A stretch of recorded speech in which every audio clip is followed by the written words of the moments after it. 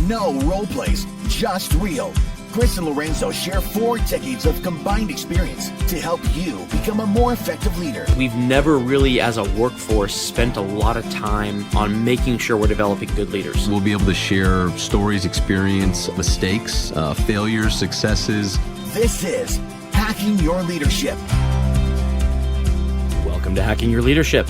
I'm Chris. And I'm Lorenzo. And Lorenzo, on this episode, I want to talk to our listeners who are HR leaders. I'm okay with that as long as you don't call them on me. Well, not this week. So I came across an article on Forbes' leadership section called "Is Culture the Ticket to HR's Seat at the Table?" by an author named Jamie Nodder, and we'll post a link to it in the podcast description. But I read through the article, and it got me thinking about what HR's role has been in organizations for my entire career, and it has changed a lot.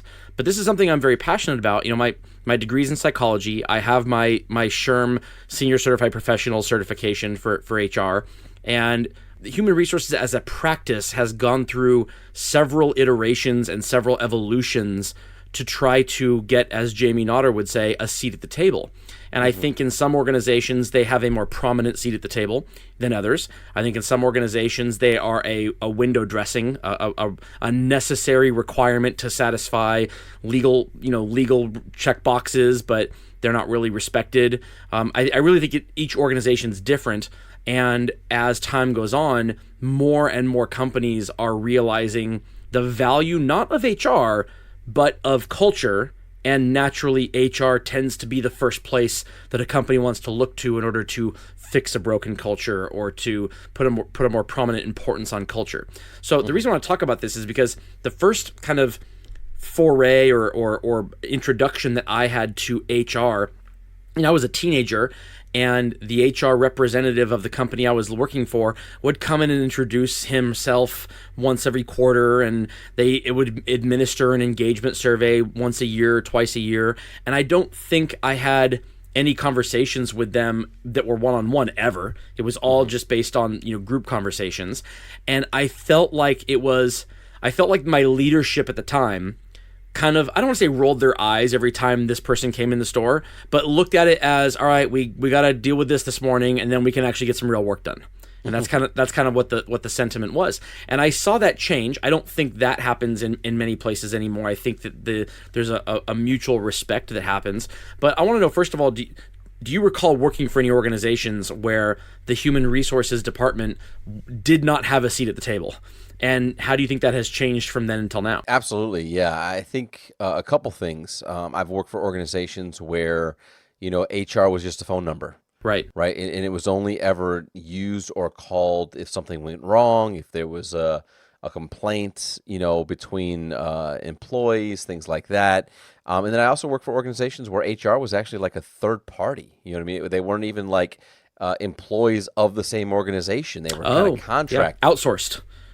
Exactly, right? Yeah. So that's also a very different dynamic, because then their role is pretty much that. Their role is to, have a non-biased opinion and resolve issues and things that come up in problems that you have with people or policies, that type of thing. So, and then I've worked for organizations where, HR is in-house, and in some instances, HR is somebody that you have direct access to, that, to your point, that you see on a pretty consistent basis, that you speak to on a very consistent basis. And I also think that as, my career, as I, got promoted and became a leader, then of course you now have a lot more exposure to HR, because typically most organizations, you get some training and you get some understanding of, what you can do, what you can't do, and all the things that come along with, hiring, recruiting, they say hiring and firing, and in dealing with, in employee situations, knowing the labor laws. So like,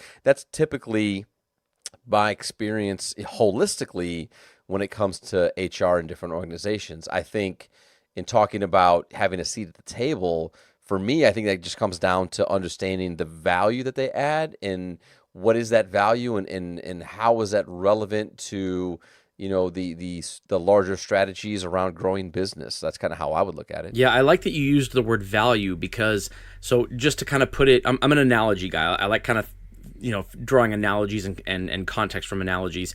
And, we have our experiences in leadership is in retail. And I look at the changing retail landscape, how some organizations are with brick and mortar stores are flourishing while others are just dropping like flies. And a lot of the distinguishing factors between the companies that are dropping like flies versus the ones that are thriving are the type of experience that is offered to the customer. Meaning it doesn't matter, you don't need to have brick and mortar to offer the thing. Whatever the thing is that you're selling can be sold online, and that's what's driving a lot of people online, which is driving a lot of brick and mortar stores out of business. The stores and the companies that are selling or giving an experience, that are adding value that can't be gleaned elsewhere, are the ones that are sticking around. And I look at that as I look at HR and HR's role as precisely that. I think in places where the value add by HR is a value add that can be outsourced. So meaning if your in-house HR person is fills out paperwork and makes sure that the boxes are checked before you can terminate somebody, and all your ducks are in a row, and they administer your engagement survey, and they make sure that the verbiage is correct on your annual benefit enrollment. Great, okay, but that all can be outsourced. Like that's the equivalent of, we don't need brick and mortar for the experience. We can buy this stuff online. And in places where the HR leadership and the HR function is about the experience, about the employee experience, the leadership experience, and the employee experience and culture, those are things you can't outsource, because you have to be in the culture of something to even know how to speak to it, let alone be able to impact it. No outsourced HR company is ever going to impact the culture positively or negatively of an organization. They're just kind of there. And so that's kind of how I kind of view HR. And I think that can be different, not just from organization to organization, but from HR leader to HR leader. I think in organizations, there are some HR leaders I know who have a seat at the table, and other people who are HR leaders in the same organization do not have a seat at the table. Yeah, I think a lot of that, sometimes in my experience, those that have a seat at the table, specifically kind of in an HR role, usually also have the experience of working in that space, whether they were a leader of people, right? Yep. And then they get an opportunity to go into HR. 100%. Or to your point, right, they get certified, they go that way, because then they actually have the perspective of understanding the unique dynamics that happen. Right. They've experienced it themselves, they see it, they understand it, and that becomes very helpful. I think the other thing that when I think about HR adding value in individuals in those roles, I think the partnership piece is also the thing that puts you at the table. So yes, I would agree that the we talk a lot about it in the show, obviously, but around the idea of culture and environment, and as a leader, how are you helping to create that culture and inspire that culture and cultivate that culture? And yes, that is an open door to the ability for people that may be in an HR role to then have a little bit more intent or reason to want to partner and collaborate on what's going on. But to your point, I actually believe that's more to the individual than it is the collective, because I've worked with HR leaders that are great partners, and they say, okay, look, here's to your point, here's the mandatory training, here's the check boxes, here's the things that we got to go over, here's the things that I need you and your team to understand, here's the new process for this thing now, here's what so like they get through all of those things that are process necessary and alignment necessary and risk avert necessary, and then they say, okay, so what are you working on right now? So as your HR partner, what are the strategies that you're implementing? What are the roadblocks you're running into when it comes to kind of people and performance and execution? What can I do to help you with that? And then when they start to step into the space around, working through strategy, helping with clarity of expectations, helping, with great follow-up and dialogue with employees. Like when they step into that space, then I feel more and more like they have that seat at the table. But again, that boils down to the individual HR leader, because I've also been in environments where that is the expectation, quote unquote, of the HR team, yet many of them find other ways not to do that type of work. I like that, because I like that it's definitely on the individual. But when you're talking about a seat at the table is not owed to anyone. And this isn't just HR. This is anybody. If you look at the C-suite of an organization, the people that have a seat at the table are there because of the results they deliver. And if the results that HR delivers are results that are, they have to be there because the company exists, but they aren't performance related and they aren't related to the overarching business outcomes that organization is looking for, that doesn't get them a seat at the table. And I think a lot of HR leaders might have a tendency to say, well, give me a seat at the table and then I'll show you what I can do. It's like, no, that's not how it works. And not just for HR, for anybody who wants a seat at the table, the answer is show the offering, show what you're capable of doing. And on a long enough timeline, that seat at the table isn't going to be offered to you. It's going to be expected of you because of how good you are at delivering that result. And so back to my analogy, you're right. The HR leaders, they need to start with the checkbox stuff, because the brick and mortar store that offers the experience still has to sell stuff too. So it's not an either or. You don't get to switch one for the other. You got to do both well. But once you get the checkboxes done and you can be relied upon with that, your greater value add is in how to implement the strategic and the tactical things that the operators of the business have to do. And a lot of HR leaders know how to do that from the standpoint of enabling things to happen versus being the gatekeeper or the roadblock. I think there are a lot of people out there who they hear what the leadership wants to do, and they put it in the context of, oh, what risk does this open this up to? Or how does this not work within the policy? And they shut something down, as opposed to saying, all right, I can tell where this person wants to go. How can I get them there? How can I get them where they want to go? It might look a little bit differently to do it the correct way, but to just start with the no, you can't do that, I think that makes that is what defines a seat at the table also, because you have to be invited into the conversation. And leaders who are constantly being told no by either their HR or their legal teams are the ones that teach themselves to ask for forgiveness rather than permission. And the leaders I know who have great relationships with their HR leadership team are the ones that don't have to ask for forgiveness or permission, because it's just a constantly evolving conversation. Yeah, and I think it's a great point, because at the end of the day, as you were talking, I was thinking about how do I leverage or lean on, my HR partners that are responsible for those elements of the business. And that's exactly what it is there's an element of trust there, which is like, look, I'm calling you because I need to better understand this, or I want to make sure that I'm within the framework or the bounds of what's okay, what's not okay, or like, here's the unique situation that I'm running into.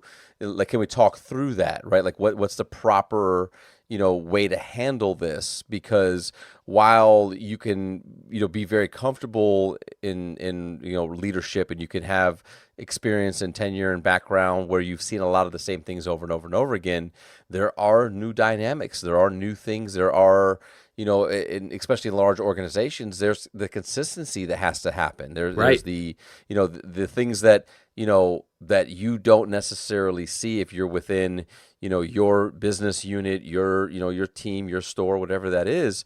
You may not know that these other things are going on other places, and so you only want to operate or make decisions based upon the small slice that you see, and that's really where I tend to leverage my HR partners the most, is making sure that that I'm aligned with the organization, that I can say, hey, here's what I'm seeing, here's what I'm doing, this is what I believe is the right thing to do, this is what I'm suggesting, and based upon my experience and background and tenure, I get it right most of the time. And then there's those times where somebody says, hey, wait a minute now, have you thought about this? Or there's something similar has happened before somewhere else, and this is, what we did, and this is why. Or have you, so like, yes, to your point, like, they earn their seat at the table, and that's an expectation.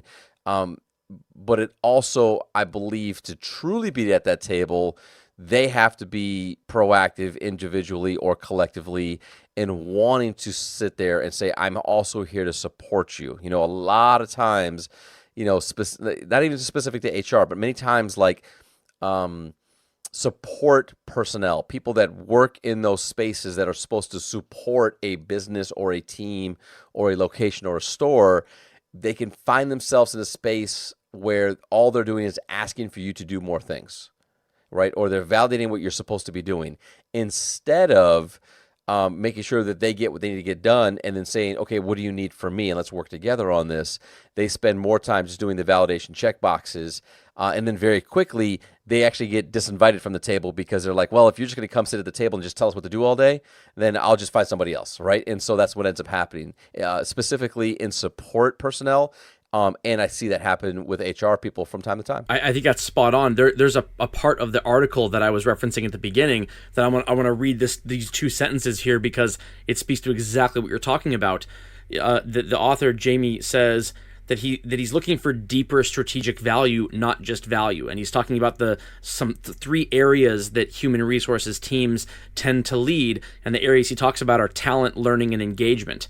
And if you need the best talent, you need professional development, and you need to have employee engagement. And there are value in those three things, but in this author's opinion, it's all supplemental value, meaning those areas are layered on top of an already functioning organization in order to make it better, but none of them make or break the success of the enterprise. And that's spot on right there. It's if all you do is add a layer on top of what other people are trying to get done, then it's icing, but there's no cake there. Icing doesn't get a seat at the table, the cake does. And so if after you do those things that you're expected to get done, because there is a tactical component of every job, including HR leaders, that conversation that happens after the fact of the how can I truly support you? Tell me what you're looking to get done, and I will help you get there. That is adding deeper strategic value. It might be related to talent or learning or engagement or some of those core HR functions, but it might not be. It might be related to how do I make sure that, we just had an employee engagement survey and things came back, kind of a little bit on the rough side. How do I move forward, and how do I interpret the verbatim comments that employees are leaving and find themes without reading too far into one person and really helping that get better? So that's the difference between an HR leader whose job it is to administer an engagement survey versus an HR leader whose job it is to increase employee engagement. And those are two very different things. Yeah, I think it's a great point. And with that, it brings us to this episode's 1 Minute Hack. The 1 Minute Hack. All right, for this episode's 1 Minute Hack, I want to start by telling you a little anecdote that a leader of mine taught me many, many years ago. He said, people won't care about what you care about until they know you care about them. And I think this applies very, very much so in the context of HR leadership and getting a seat at the table. When you're having conversations with the people who you are supposed to support, you need to think about those last conversations you've had with all those people. And if the vast majority of the topics of the conversation were in things that were HR related, then you probably don't have an invited seat at the table besides what is already expected of your job. But if the conversations you're having are around the things that the people you support are expected to get done, their strategic initiatives, their expected results, their deliverables, then that means that person is conversing with you over something that they're responsible for delivering, and they want your opinion on it, and that therefore have invited you to have a seat at the table. So figure out which group you lie into if you're an HR leader, and if you're in the first group where most of those conversations are HR related, you need to take it upon yourself to make appointments with those people and sit down and talk with them about the things that impact them and their business outside the context of your own job responsibilities. The more you can do that, and from a real place actually take time to help those leaders get the things done they need to get done, the more those leaders are going to see you as a support for what they are there for, and not just another layer on top of what they're expected to get done. Yeah, I think it's a great 1 minute hack, and it reminds me the same advice that we give to leaders, which is like if all you do all day is tell your employees what to go do and what you need from them,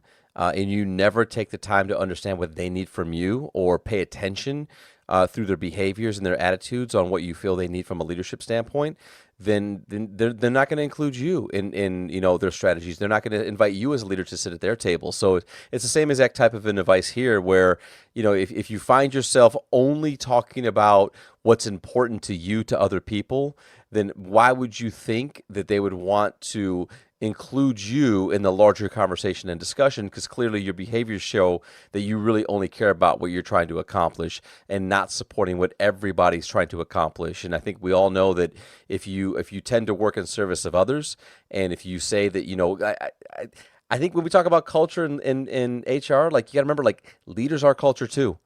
Leaders that lead teams are the same people that are a part of that larger culture. So you cannot play this, culture is the people, leaders lead the people. Leaders are culture too. So especially if you're an HR partner, you've got to understand that you have to serve the leaders the same way that you serve the people, and make sure that they are happy and that they have what they need and that they have the ability to lead their people to the best of their ability. Right. I think HR, just like any other function of an organization, you have to look at what comes down to, there are two different areas here. There's the stuff you're accountable for, and there's the value that you add. And if the only value you add is in areas in which you are accountable, that is not a seat at the table. And again, this isn't just HR, this is anybody.